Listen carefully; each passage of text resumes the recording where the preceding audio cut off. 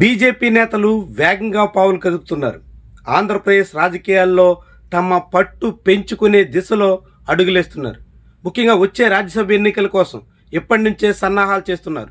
దాంతో ఇది చంద్రబాబుకి మింగుడు పడే అవకాశం లేదు. నారా లోకేష్ ఆశల మీద నీళ్లు జల్లేయడం ఖాయంగా కనిపిస్తోంది. పవన్ కళ్యాణ్ కూడా తన మిత్రుడి కోసం గట్టిగా ప్రయత్నం చేస్తుంటే ఇక అలాంటివి ఆశలొద్దు అనేటువంటి సంకేతాలు వచ్చేసినట్టుగా కనిపిస్తోంది. దీంతో ఇప్పుడు ఆంధ్రప్రదేశ్ రాష్ట్ర ప్రభుత్వంలో ముఖ్యమైన నేతలుగా ఉన్న ముగ్గురికి ఆశా భంగం తప్పదు అనేటువంటి సంకేతాలు అయితే వెలువడుతున్నాయి. ఇదొక ఆసక్తికరమైనటువంటి పరిణామం. వచ్చే జూన్ మాసంలో ఆంధ్రప్రదేశ్ నుంచి 4 రాజ్యసభ స్థానాలు ఖాళీ అవుతున్నాయి. ఈ 4 రాజ్యసభ స్థానాల్లో 3 స్థానాల్లో వైఎస్ఆర్సీపీ నేతలు ప్రాతినిధ్యం వహిస్తుంటే ఒకచోట తెలుగుదేశం పార్టీ ఎంపీ ఉన్నారు.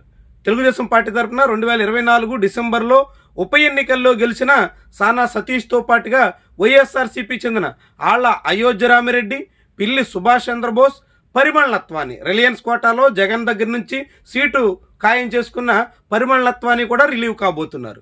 ఈ 4 స్థానాలు ఖాళీ అవుతున్న తరుణంలో కనీసంగా 1 బీజేపీకి, 1 జనసేనకి, 2 తెలుగుదేశం పార్టీకి దక్కొచ్చు అనేటువంటి అంచనాలు ఇప్పటి వరకు ఉన్నాయి. కానీ తాజాగా ఢిల్లీ నుంచి అందుతున్నటువంటి సంకేతాలను బట్టి చూస్తే చంద్రబాబు నాయుడు ఇక 2 స్థానాలకు మాత్రమే పరిమితం కావాల్సి ఉంటుంది అనేటువంటి అభిప్రాయం వినిపిస్తుంది. ముఖ్యంగా చంద్రబాబు నాయుడు 2 తెలుగుదేశం ఖాతాలో, 1 జనసేన ఖాతాలో కూడా తన మనుషుల్ని ఎంపీలుగా పంపించవచ్చు అని భావించారు. ముఖ్యంగా జనసేనకి 1 సీటు కేటాయించి ఆ స్థానంలో కూడా ప్రస్తుతం ఉండవల్లిలో చంద్రబాబు నివాసానికి యజమానిగా ఉన్న లింగమనేని రమేష్కి అవకాశం ఇప్పించాలి అని చంద్రబాబు, పవన్ కళ్యాణ్ దాదాపుగా నిర్ణయానికి వచ్చేశారు. పవన్ కళ్యాణ్కి ఇప్పుడు మంగళగిరిలో ఆఫీసు నిర్మాణానికి అవసరమైన కోట్లాది రూపాయల విలువైన స్థలాన్ని అతి నామమాత్రపు ధరకే కట్టబెట్టినందుకు గాను లింగమనేని రమేష్కి ప్రయోజనం కలిగించే దిశలో ప్రణాళిక రచించారు.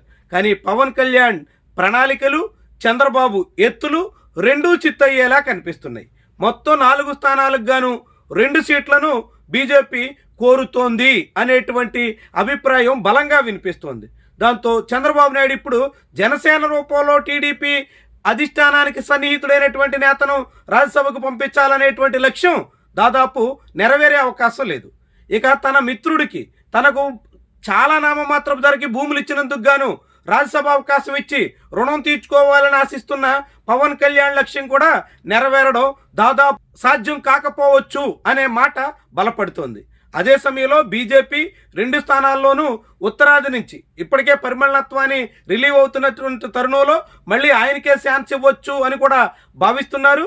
ఒకవేళ నేరుగా ఆయనకు బీజేపీ కోటాలో ఛాన్స్ ఇస్తారా, కాకుంటే జనసేన, అది కాకుంటే తెలుగుదేశం పార్టీ పేరుతో ఆయన్ని రాజ్యసభకు పంపిస్తారా అన్నదే తేలాల్సి ఉంది. ఏమైనా పరిమళ నత్వానికి 1 సీటు రిజర్వ్ కాబోతుంది.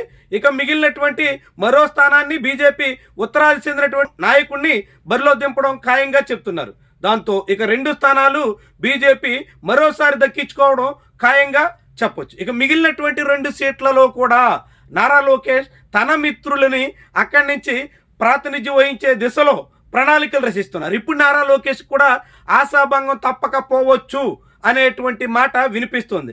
నారా లోకేష్ గట్టిగా సానా సతీష్, కిలార్ రాజేష్ ఇలాంటి వాళ్ళ పేర్లు బలంగా ప్రతిపాదిస్తున్నప్పటికీ, తన మాటే టీడీపీలో చెల్లుబాటు కావాలని ఆయన పట్టుదలగా ఉన్నప్పటికీ, ఇప్పుడు తెలుగుదేశం పార్టీలో గల్లా జయదేవ్ లాంటి వాళ్ళు అనేక మంది బలమైన లాబియింగ్తో ముందుకొస్తున్నట్టు కనిపిస్తోంది.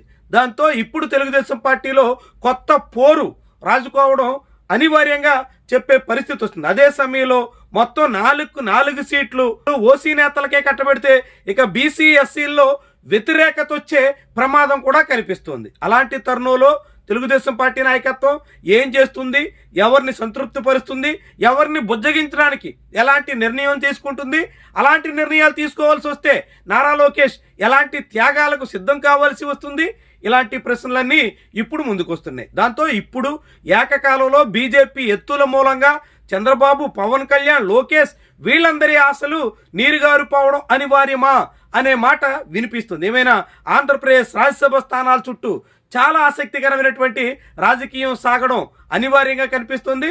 నాలుగు సీట్లు కూటమి ఖాతాలో పడుతున్నందుకు సంతోషించాలా, రాజ్యసభలో కూటమి బలం పెరుగుతుందని ఆనందించాలా, ఇప్పుడు పేరుకు కూటమైన మొత్తం బీజేపీయే సగం పైగా సీట్లు దక్కించుకుంటూ తన ప్రాబల్యాన్ని పెంచుకునే ప్రయత్నంలో పడడం వల్ల ఏం చేయాలో పాలుపోక చింతించాలా? ఇది ఇప్పుడు చంద్రబాబు పవన్ కళ్యాణ్ ఇద్దరికీ అర్థం కానటువంటి విషయంగా మారిపోతుంది. మొత్తం ఏమైనా ఆంధ్రప్రదేశ్లో రాజ్యసభ సీట్ల చుట్టూ రాజకీయం మాత్రం చాలా పెద్ద చర్చకి ఆస్కారం ఇచ్చేలా కనిపిస్తోంది.